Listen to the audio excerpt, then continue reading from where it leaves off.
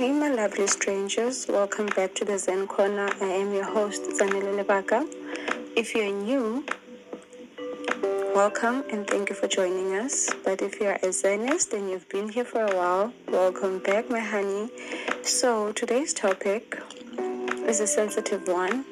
We'll be chatting to Akiwe, a member of the LGBTQ plus community. He's going to tell us and unpack all that he's been through.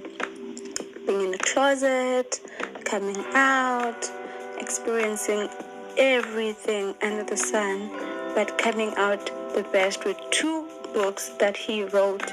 Stay tuned. Today's episode is amazing. Thank you. Hey Aki, so welcome to my channel. It's good to have you here. So tell me briefly the earliest moment that you remember as a child when you were still in the closet. Thank you for having me. The earliest moments as a child was back in the days when I used to listen to Celine Dion with my mom, and probably I was 5 or 6. I would play with the sheets. Mm-hmm. If it was in the morning, I'd play with the sheets. But then at that early age, I didn't actually know what was what, mm-hmm. what was sexuality and what was the difference between femininity and masculinity. Okay, so someone should have seen the signs. Do you think your mom noticed at an early age that you were different? I think she did, but then she shied away from probably telling me or having questions because I was still young at the time, and mm-hmm. I wasn't in the dating scene where I could have probably showed that I am into guys more, because at the early ages, I was not sure whether I was into girls or guys. Mm-hmm. So when I became of puberty, that's the stage when I started finding myself and all. Okay, so did you try to date girls just to prove to yourself that, no, something is right, I'm okay, I'm normal? It wasn't more of trying to prove myself to myself that I am normal, as they say, but mm-hmm. then it was something that was inquisitive in me. It was just my curiosity of who am I, what am I about, and what are the possibilities in life.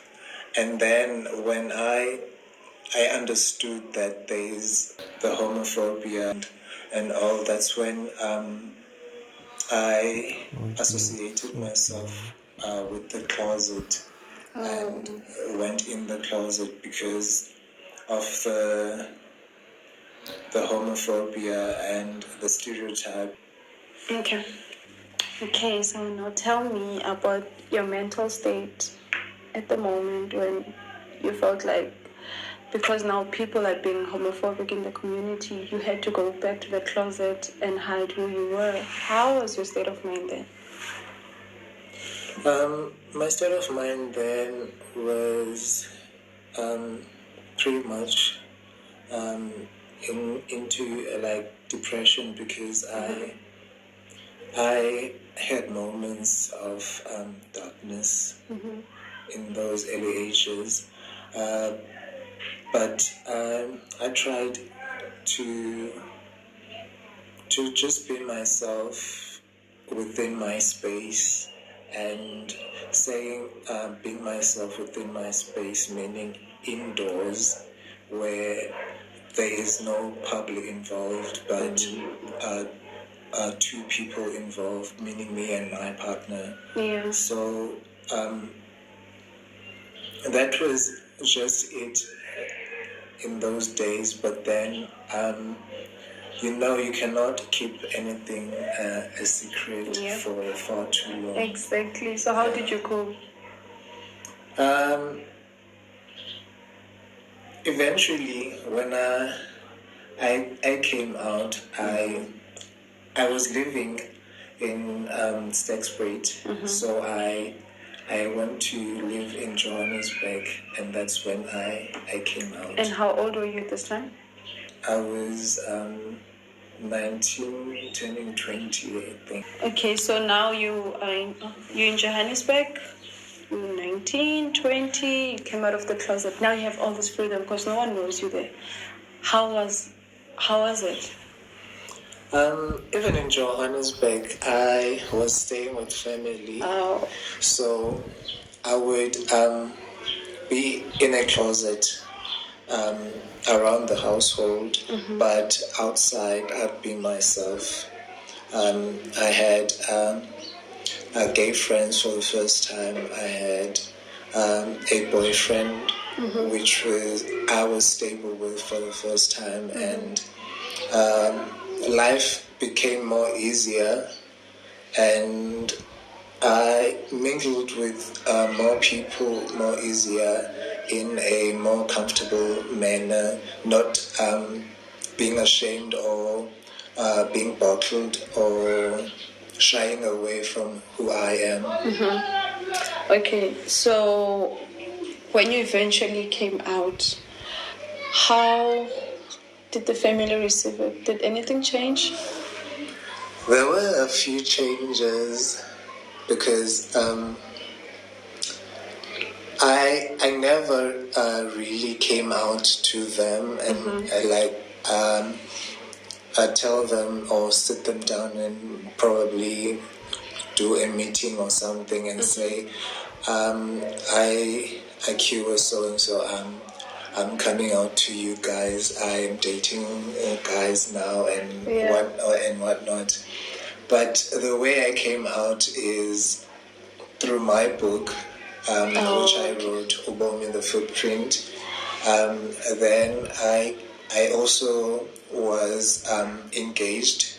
Was engaged. So at the time when I was engaged, you have to tell both families had to know, and that's when I had to go back home and tell my father and my grandmother that I am going to marry a guy. And to my surprise, they were very open about it, and they actually gave me blessings. Ah, that's nice. So tell me, have you ever been a victim of a homophobic attack? Yes, I have. It was last year. Last year, 2022. We had a quarrel with some guy, which was my neighbor's boyfriend, about some electricity issue. But then the quarrel ended up being homophobic. Because he then did not address me in a proper manner. He called me names and stuff which are homophobic, and then we got into a physical fight, which I think he thought I was probably weak or something. So yeah, we have. I have actually gotten into stuff like that, and in Johannesburg, I got whistles in the streets. Did it feel strange? Was it like harassment, or was it more complimentary? Some were complimenting and some were harassing at the same time, because firstly, it is rude to whistle at someone and probably call them names afterwards. That's how we And that's how it is with us as well. It's exactly the same. Yeah, it is usually done to ladies, and it is not a proper way of approaching a person, even if the approach is genuine and probably the person really likes the other, but it's not a proper manner of trying to get attention from or draw attention from the other. It's hard, ne? Okay, so tell me, have you ever been discriminated against because of your sexuality? Yes, I have.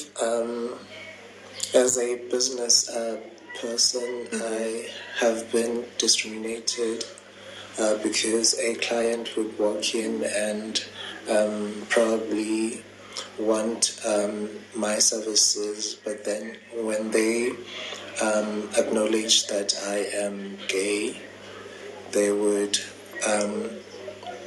never return, and then I would hear from friends that the client didn't return because of so and so. This client came for the designing part. I would say any of the services I provide or the products I provide have particular clients which are against, because when I sell my book Ubomi the Footprint, or the other one, Writings of the God, they usually page and then they see that there's some parts which are speaking about my sexuality or the homosexual nature. So they tend to not like the book or dislike the book, or sometimes they would go through my designs, my former designs, and see that some of the people whom are wearing the designs are gay, and they would question about that. And when they find out that I am also gay, then they would shy away from the business. And I had a particular incident in church at one point where I was handing out flyers, and one of the flyers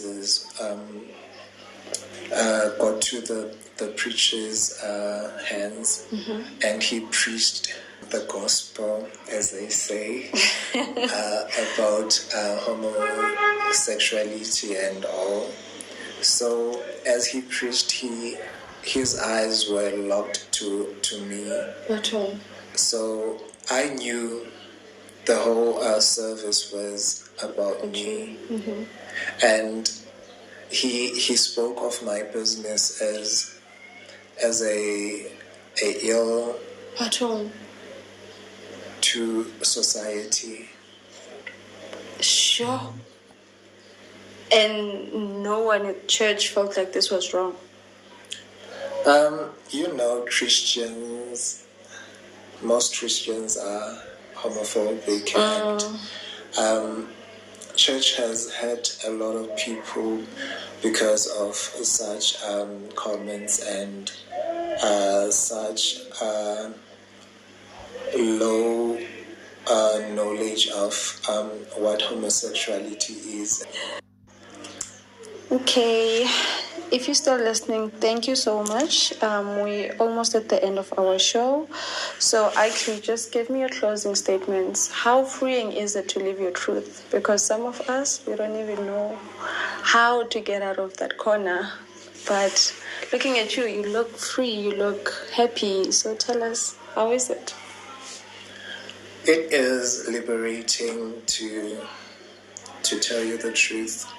But at the same time, it's not, because walking in the streets, you would know who would harm or probably throw words at you, because we are judged for what we we are just judged for what we say or how we speak. We are judged about how we walk in the streets. We are judged for holding hands. We are judged for just looking at a person. So, all in all, we are liberated, but not fully liberated, because even our constitution doesn't really protect us. It does on paper, but it doesn't protect us practically. So there are incidents where you would wonder, how did this happen under the eyes of the justice system? Because there are people who are dying every day. There are people who are raped, molested, and are ill-treated. And when they report such incidents, they are not taken seriously. They are laughed at. They are taken lightly, and they are seen as less of men. It's true. So yeah, we are liberated, but we are not there yet. Thank you so much for sharing your story with us. Thank you for having me as well.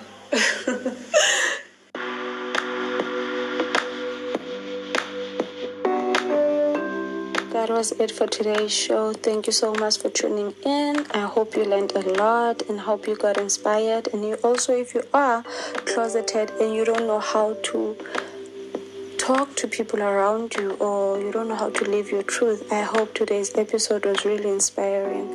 Stay strong, stay healthy, stay loved. Love you all. Mwah. Tune in next time. Bye.